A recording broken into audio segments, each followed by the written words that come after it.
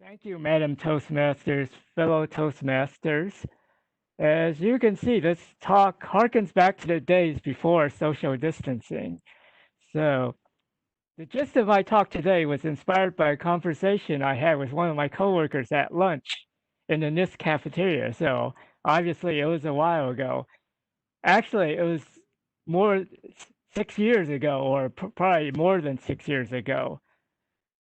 My colleague was exasperated after watching local newscasts filled with all these terrible crimes of all sorts. And he was saying, when I was a kid, we would walk to the elementary school or bicycle to the local park a mile away, and no one thought that that wasn't safe. Now, parents won't let their young kids do the same. So, what's different now is our population getting more and more perverted.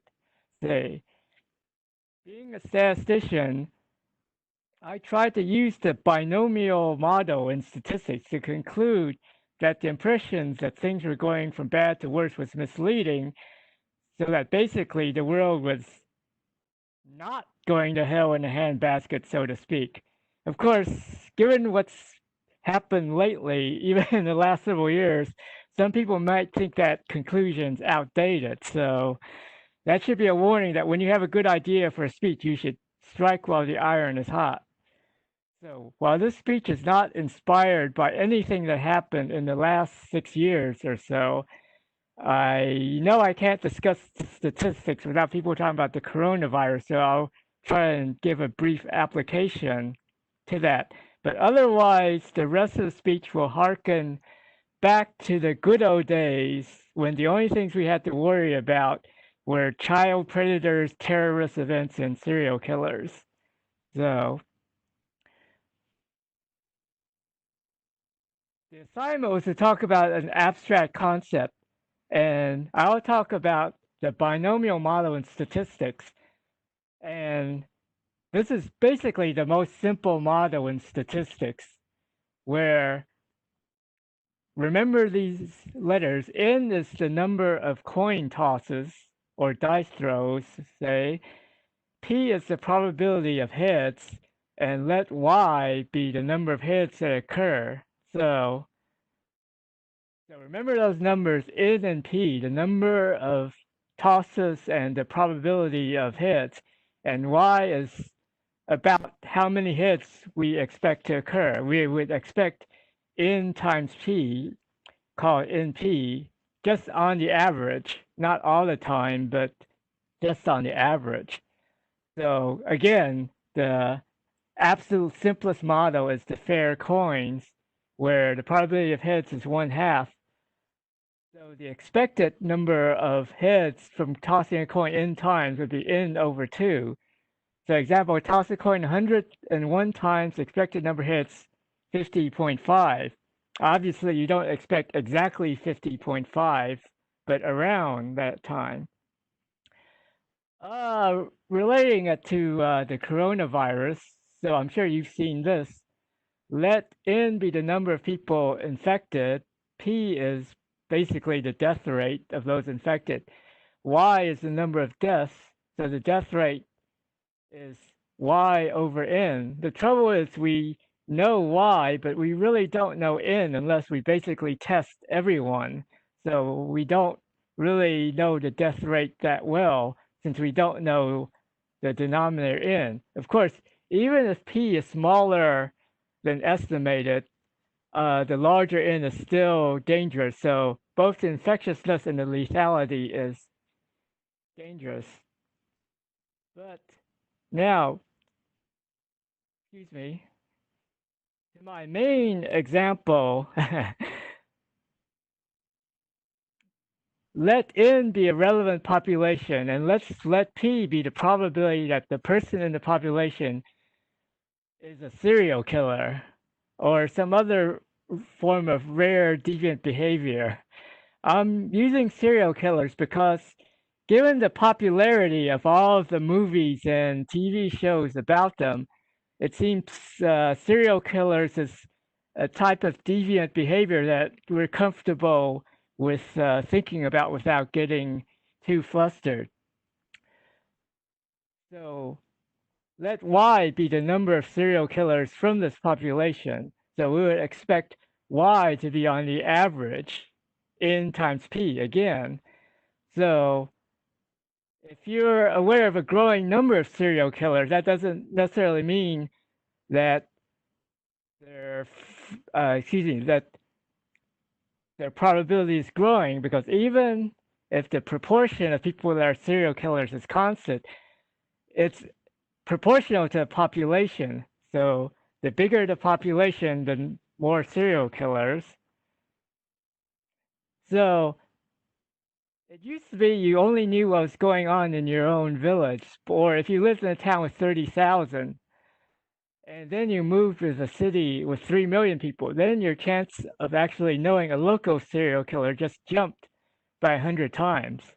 You can see that's why this guy is so worried, yeah, looking at the graph of increasing serial killers.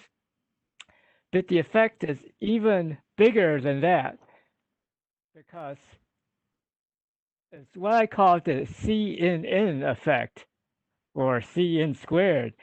Your population N is now the population of the world, or the country, 300 million, or even the world, because if it bleeds, it leads. If there's something that's weird enough or provocative enough that happens in the world, you'll see it on the news. So, so just from a couple of generations ago, the average person living in a village would now have a knowledge, the number of serial killers that they would on the average know is 10,000 times greater than he or she would have known then. So that's why all these people are so excited. And of course, social media also gets in on the act. And speaking of social media, let me go to a much less dangerous but much more prevalent example of the power of large numbers. I read a young celebrity, and she had over 2 million followers on whatever social media she was on, saying she really had a hard time getting over the haters that she read about.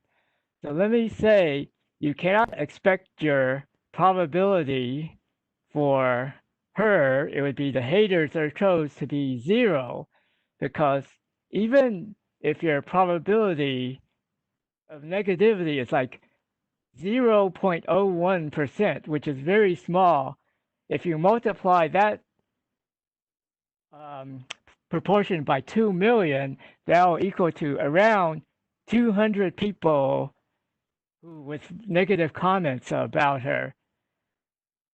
So an upshot is, no matter how totally lovable you are, there will be someone out there who wants to tell you that you stink. And the corollary, the more people you invite to your party, the more likely there is that there's going to be someone there who ruins it for everyone. So that's sort of a implication of human nature and mathematics. So my summarizing conclusion, so always be aware of the number and probabilities involved. What is n and what is p? Be aware of the power of the danger of large numbers, and use your knowledge to formulate your own outlook. So thank you.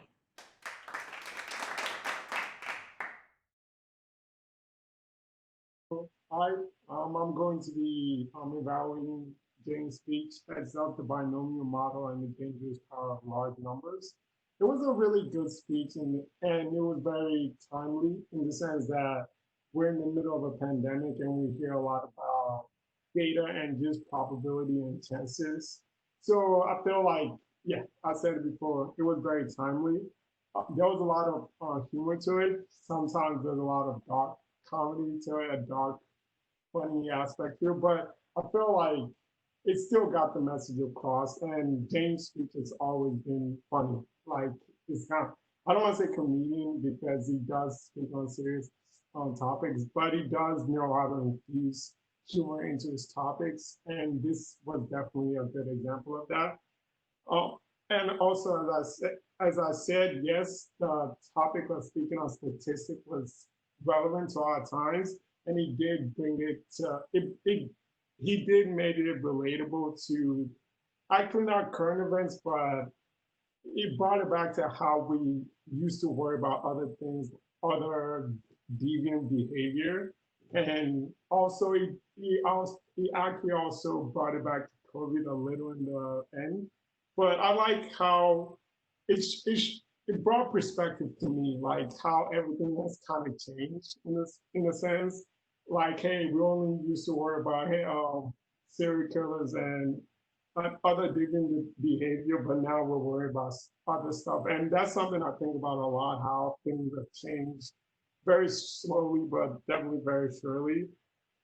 And also, one message I like in the slides is if you if you want the likes, you have to deal with the haters in the sense that he was talking about the social media influencer, and as their numbers grow up, you have to kind of deal with the haters. And he also touched upon how like you can't really judge on large system intuitively. And I kind of just read a book that says it kind of touched on the same subject, and pretty much the message was a unit and a large system of that same unit are different things, like how they behave will be totally different. And so it seems again timely. I'm using that word really a lot, but yeah, I liked the speech. It was very good. One thing I guess you could improve on was I would say the diagram, the slides. Each of them were wordy. Like I had a lot of time trying to read the slides, and also I had to kind of say, hey, is he talking about this? Is he talking about this specific bullet point? One improvement I would say is, hey, maybe you should just make a bullet point like kind of make it a diagram, but honestly, that speaks to my ignorance of the issue. Like, just kind of dumb it down is what I'm saying. But again, trying to flesh out the diagram and make it less wordy. But yeah, other than that, great speech. Thank you, James.